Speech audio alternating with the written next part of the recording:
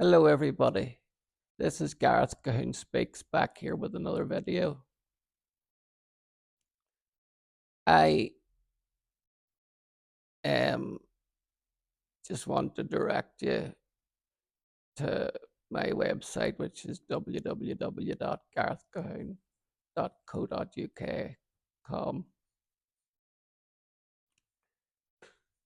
or if you would be so kind to smack that bell and give me a thumbs up if you like this video, and subscribe to my TikTok or YouTube accounts at Gareth Cahoon Speaks.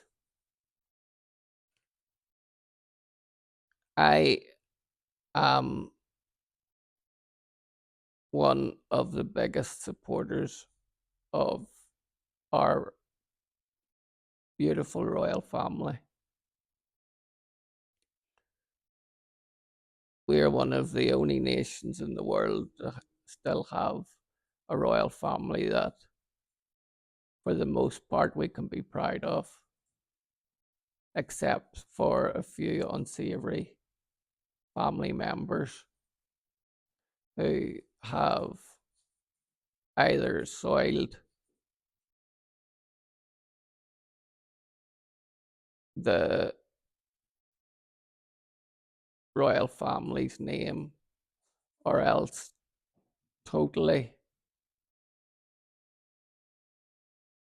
went against them, wrote several books soiling their family, and got paid royally for doing it.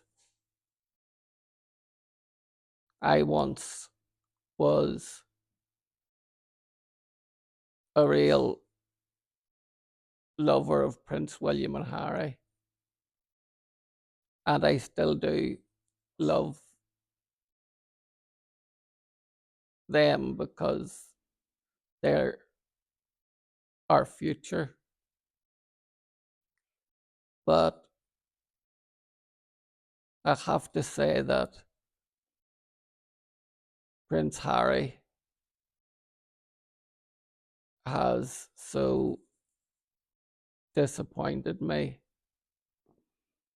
at the way he's treated his brother, and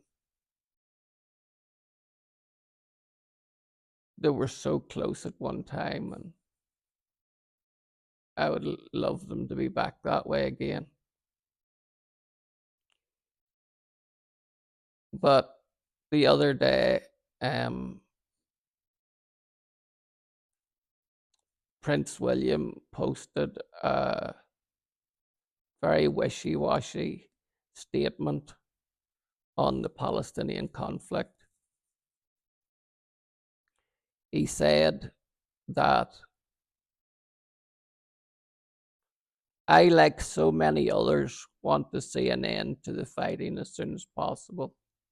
There is desperate need for increased humanitarian support to Gaza. It's critical that aid gets in and the hostages are released. The prince continued, sometimes it's only when faced with the sheer scale of human suffering that the importance of permanent peace is brought home. Even in the darkest hour, we must not succumb to the counsel of despair. I continue to cling to the hope that a brighter future can be found, and I refuse to give up on that. Now, when you call for more aid to Gaza, a stop to the fighting, really what you're calling for is for Israel to not win a war that was started by an action of the killing of 1,200 innocent men, women, and children, and no mention of the barbarism that Hamas enacted on Israel. No mention that Israel was attacked and that Israel has a right to defend herself. No mention of the suffering and the sexual violence that was perpetrated on the Jewish people just for the fact that they are proud to be Jewish and live in their own land. You see,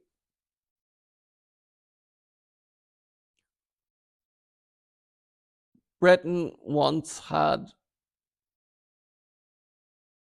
a real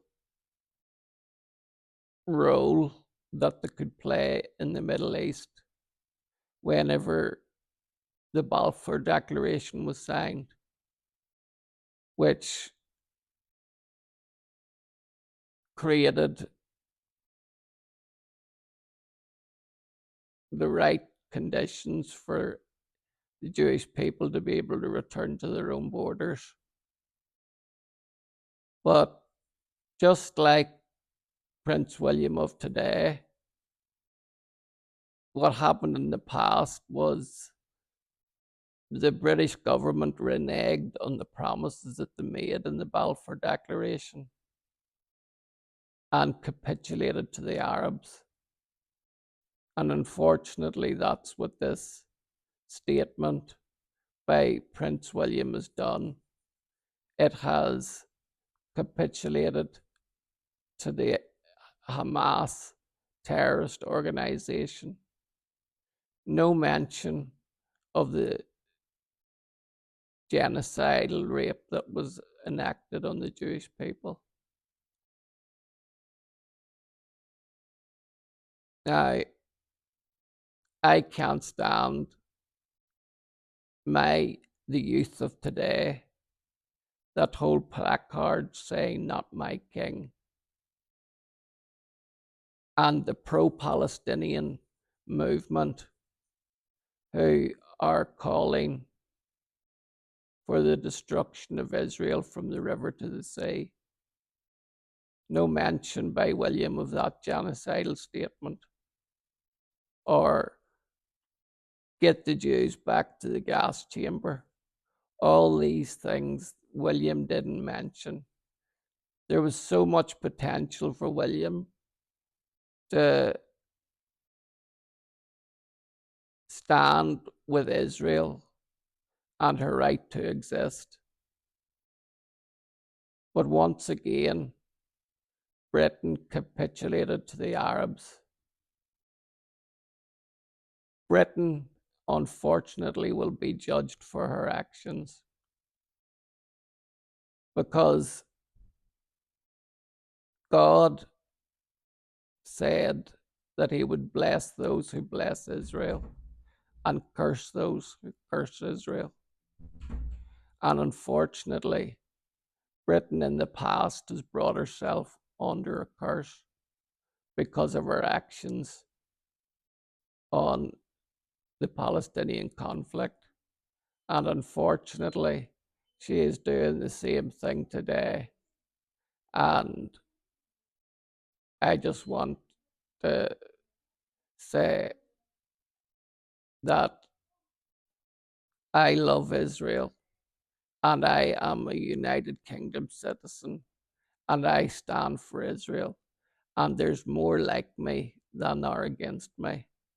Only we are the silent majority because we don't put our heads above the parapet to stand up. But there is no time for complacency these days. We need to stand for what is right and against evil on all fronts. Come back for part 2 of this video when I will show you the real history of the royal family and how we can be proud of it again. Shalom, Maranatha, Hallelujah.